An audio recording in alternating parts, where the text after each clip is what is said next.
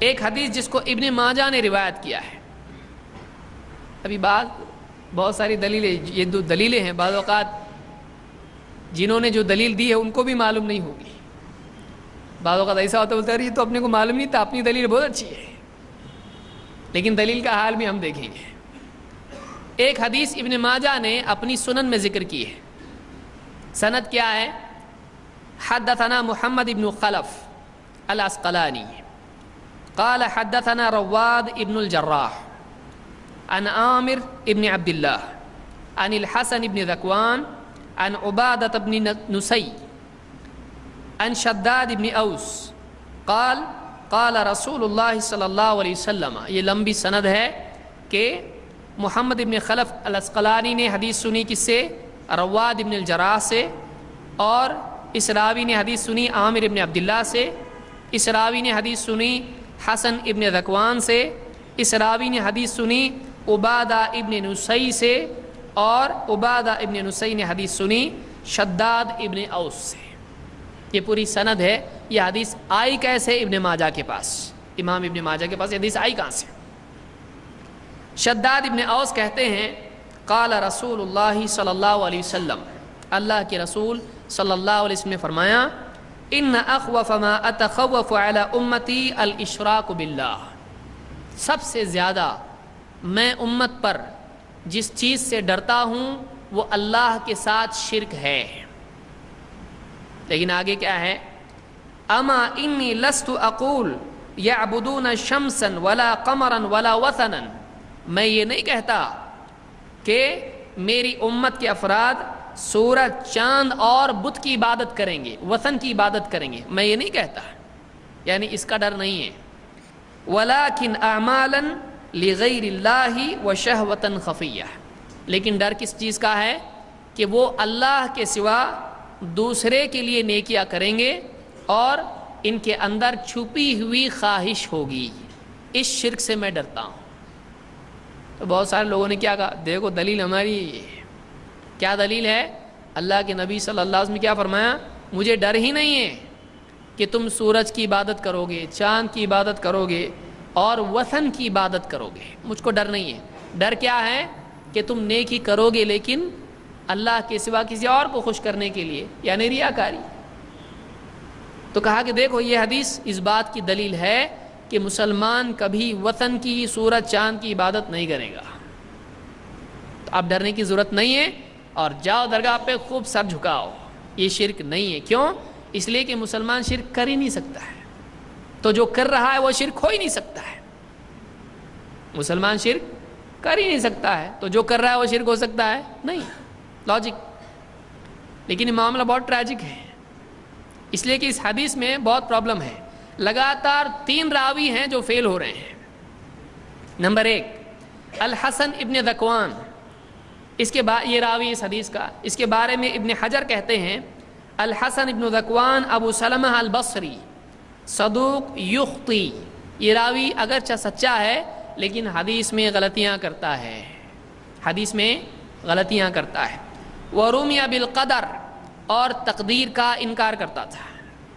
تقدیر کا انکار کرتا تھا. وکان یدلس، اور تدلیس بھی کرتا تھا. ان سے، ان کے لفظ سے کہ فلاں سے مجھ کو حدیث ملی ہے، ایسی حدیث بیان کرتا تھا جو اس سے سنی نہیں ہے. تو 3 پرابلم ہو گئے اس کے اندر. ایک ہی راوی میں کتنے پرابلم؟ 3. اور اس حدیث کی سند میں کتنے راوی اور پرابلم والے؟ 3. تو یہ پہلا راوی ہوا.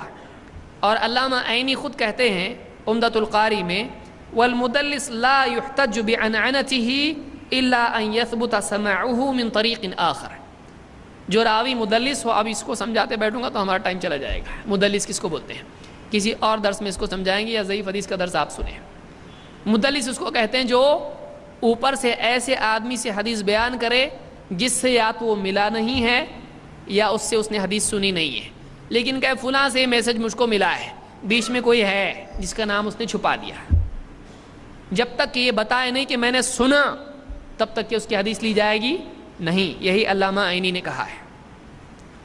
دوسرا راوی اس کا نام کیا ہے؟ عامر ابن عبداللہ. عامر ابن عبداللہ. اس راوی کے بارے میں یہ بھی ضعیف راوی ہے. ابن حجر العسقلانی کہتے ہیں مجہول، یہ راوی کیا ہے؟ مجہول ہے، یعنی یہ معتبر ہے کہ نہیں ہے، ثابت نہیں ہوا ہے۔ جب تک کہ کوئی راوی حدیث کا بیان کرنے والا معتبر ثابت نہ ہو، اس کی حدیث بھی معتبر ثابت ہوتی ہے نہیں۔ ایسا آدمی جس کا معتبر ہونا ثابت نہیں ہے، وہ حدیث بیان کر رہا ہے، اس کی حدیث معتبر نہیں ہوتی، یہ قاعدہ ہے، یہ قاعدہ ہے۔ امام الذہبی نے بھی یہی بات اپنی کتاب الکاشف میں اس راوی کے بارے میں کہی ہے۔ میں ایک ایک بات بیان کرنا شروع کروں تو آپ کو 1 نہیں 3 بجیں گے، لیکن چونکہ ہم کو جلدی ختم کرنا ہے اس لیے میں جلدی چل رہا ہوں۔ تو دوسرا راوی، پہلا راوی کون ہے؟ رواد ابن الجراح، یہ پہلا راوی ہے الحسن ابن ذکوان، یہ ضعیف ہے۔ نمبر 2 دوسرا راوی ہے عامر ابن عبداللہ، یہ بھی راوی کیا ہے؟ ضعیف ہے۔ تو لگاتار 2 راوی ضعیف ہوئے۔ نمبر 3 رواد ابن الجراح، یہ تیسرا راوی ہے۔ اس کے بارے میں خود امام البخاری کہتے ہیں رواد ابن الجراح ابو عصام العسقلانی عن سفیان، یہ جو راوی ہے رواد ابن الجراح، اس کی کنیت ہے ابو عصام اور یہ عسقلانی ہے، سفیان سے روایت کرتا ہے۔ کان قد اختلط، اس کی یادداشت فیل ہو گئی تھی، اس کی یادداشت خراب ہو چکی تھی۔ لا یکاد ان یقوم حدیثہ، اس کی حدیث قائم نہیں ہے، اس کی حدیث مضبوط نہیں ہے، ٹھہرتی نہیں۔ ایک آدمی کھڑا کرو گر جاتا ہے، کیا کہتے ہیں؟ یہ خود سے کھڑا نہیں ہو سکتا ہے، تو کیا ہے؟ یہ کمزور، اس میں جان نہیں ہے، تو کہتے ہیں کہ اس کی حدیث قائم نہیں ہے، اس کی حدیث مضبوط نہیں ہے۔ یہی بات ابن حجر نے کہی، یہی بات امام الذہبی نے کہی۔ تو امام بخاری کے نزدیک بھی یہ راوی کیا ہے؟ معتبر نہیں ہے۔ تو اس حدیث کی سند میں کتنے راوی ضعیف ہیں؟ 3 کے 3 راوی سب کے سب کیا ہیں؟ ضعیف۔ تو ایک بھی راوی اگر ضعیف ہو، حدیث بیان کرنے والا ضعیف ہو، وہ حدیث ضعیف ہوتی ہے۔ اس میں کیا ہے؟ 1 2 3 پرابلم ہے، تو یہ حدیث دلیل بن سکتی ہے نہیں۔ کوئی کہہ سکتا ہے اس کے سپورٹ میں اور 2 حدیثیں ہیں، وہ بھی دیکھ لیتے ہیں، ایسا نہیں ہو درس ختم ہونے کے بعد کوئی اور بول دے، تو پہلے اس کا بھی حال دیکھ لیتے ہیں۔ اس کے سپورٹ میں 2 حدیثیں ہیں، ایک حدیث مسند احمد میں ہے اور ایک حدیث حلیۃ الاولیاء میں ہے، جس کو ابو نعیم الاصفہانی نے ذکر کیا ہے۔ دونوں کا حال دیکھتے ہیں، یہ اس سے ڈینجر ہے، سپورٹ والے اور ڈینجر ہیں۔ دوسری حدیث ہے، اس کا دوسرا طریق ہے، اس طریق میں ایک راوی ہے، مسند احمد کی جو سند ہے اس حدیث کی، اس حدیث کی سند میں ایک اور راوی ہے جو اور زیادہ ڈینجر ہے۔ اس کا نام کیا ہے؟ عبد الواحد ابن زید۔ مسند احمد کی سند میں عبد الواحد ابن زید نام کا راوی ہے۔ اس کا کیا حال ہے؟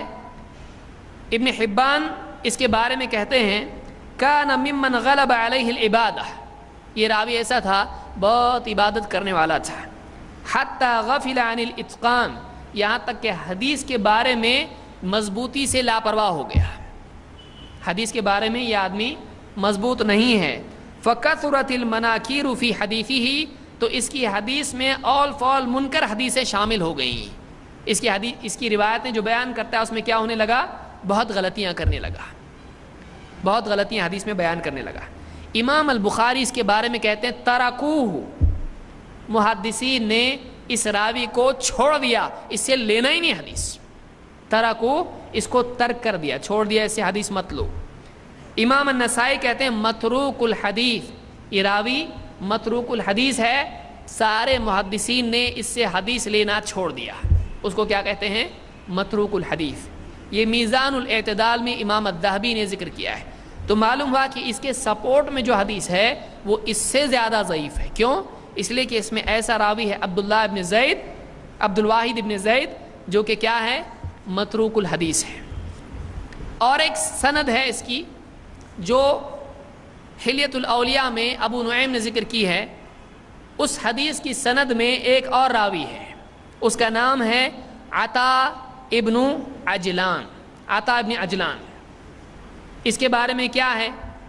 دیکھیے اس کا عمل نامہ کیا ہے۔ اس راوی کے بارے میں عطا ابن عجلان الحنفی ابو محمد البصری العطار، یہ پورا اس کا ٹوٹل نام ہے۔ ابن معین اس کے بارے میں کہتے ہیں لیس بشیء کذاب، لیس بشیء، اس کی کوئی حیثیت نہیں ہے، کذاب ہے، 1 نمبر کا جھوٹا ہے یہ، حدیث لیں گے، ایک دم نہایت جھوٹا ہے، جھوٹا کہیں کا، ایک دم جھوٹا آدمی ہے یہ.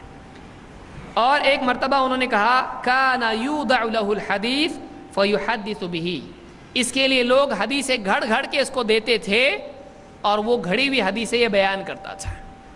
تو یہ راوی کیا ہے؟ جھوٹی حدیثیں بیان کرنے والا راوی ہے.